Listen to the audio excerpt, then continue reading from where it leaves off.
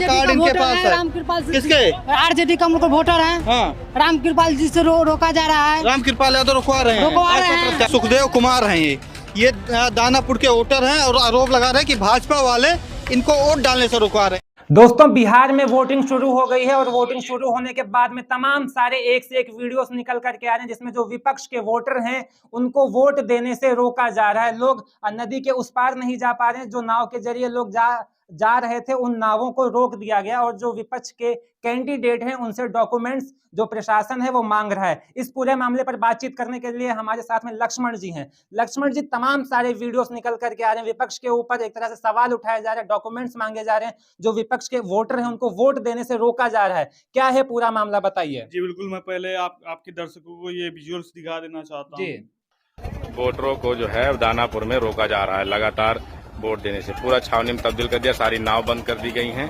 इधर पूरा देखिए, पूरा ये वोटर जिनका घर उस तरफ है नदी के, उनको वोट डालने नहीं रहा है। ये नसीरगंज, ये दानापुर, ये जो विजुअल्स आए हैं नदी के किनारे का, नदी के उस पार लोगों को जाना था वोट देने के लिए। ये दानापुर विधानसभा की बात है, नसीरगंज ऐसा कुछ है। तो यहाँ पे क्या हुआ कि पहले नाव, जो प्राइवेट नाव, सरकारी नाव, दोनों चलती थी और क्या नाम है 4 से 5 नाव बड़ी बड़ी चलती थी, लोगों का आना जाना उससे होता था। लेकिन आज जो हुआ है वोटिंग के दौरान, आज वोटिंग का दिन है, आज 6 तारीख है, तो वोटिंग के लिए ये लोग जब जाने के लिए वहां नदी के किनारे पहुंचे तो पता ये चला कि ये केवल सरकारी नाव चल रही है और नाव उधर जाती थी तो घंटों वहां रुकी रहती थी, जिससे लोगों का आवागमन बाधित हो रहा था। और कहीं न कहीं लोग प्रशासन पर आरोप लगा रहे हैं कि ये वोटिंग को धीमा करने या फिर वोटर्स को वहां तक पहुंचने ना पाने के लिए ये सब किया जा रहा है। तो दोस्तों, इसी के साथ में आपको बता दूं कि तमाम सारी भीड़ में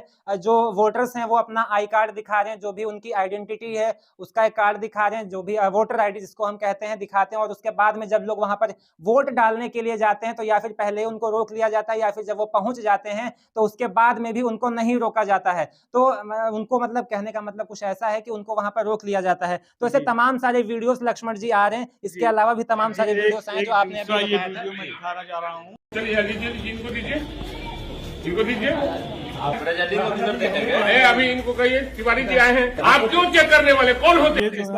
ये आरजेडी के प्रत्याशी हैं, मौजूदा विधायक भी हैं, भाई वीरेंद्र, जिनका नाम है भाई वीरेंद्र। ये मनेर विधानसभा से विधायक है।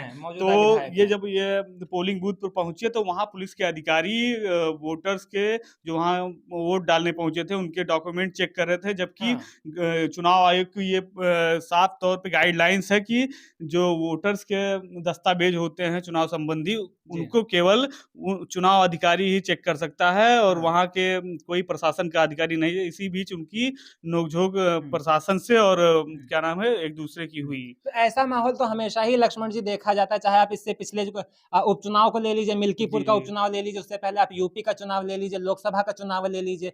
कहा जाता है कि जो अधिकारी लोग हैं वही वोटर आईडी देखेंगे, लेकिन लगातार ऐसा देखा जाता है जो पुलिस प्रशासन है वो वोटरों से उनका आई कार्ड मांगता है। इसको लेकर के क्या कहना चाहेंगे? क्या ये सरकार के द्वारा मतलब जो प्रशासन व्यवस्था है, प्रशासन की तरफ से दबाव बनाया जाता है कि किसी तरीके से जो विपक्ष के वोटर हैं उनको दबाया जाए, उनकी वोटों को कम किया जाए? जी, विपक्ष जो है लगातार आरोप लगाता है सत्ता पक्ष पे कि क्या नाम है कि केवल ये गाइडलाइंस भी है, चुनाव आयोग की खुद की गाइडलाइंस है कि दस्तावेज केवल चुनाव आयोग के अधिकारी ही कर सकते हैं और प्रशासन के अधिकारी नहीं कर सकते। लेकिन उसके बावजूद भी अगर हम बात करें तो जो पुलिस प्रशासन है वो लगातार जो वोटर्स हैं उनसे उनको नहीं जाने दिया जाता है, मतलब पुलिस प्रशासन के द्वारा उनको रोका जाता है, उनसे वोटर आईडी मांगा जाता है, तमाम सारे जो डॉक्यूमेंट्स होते हैं उनसे मांगे जाते हैं। लेकिन उसके बावजूद भी जब वो दिखा देते हैं उसके बाद में भी उनको वोट नहीं डालने दिया जाता है। अब ये मैं ऐसे नहीं कह रहा हूँ, आपको मैंने तमाम सारी क्लिप्स भी वीडियोस में दिखाए हैं और भी आपको स्क्रीन पर क्लिप्स देखने को मिलेंगी जो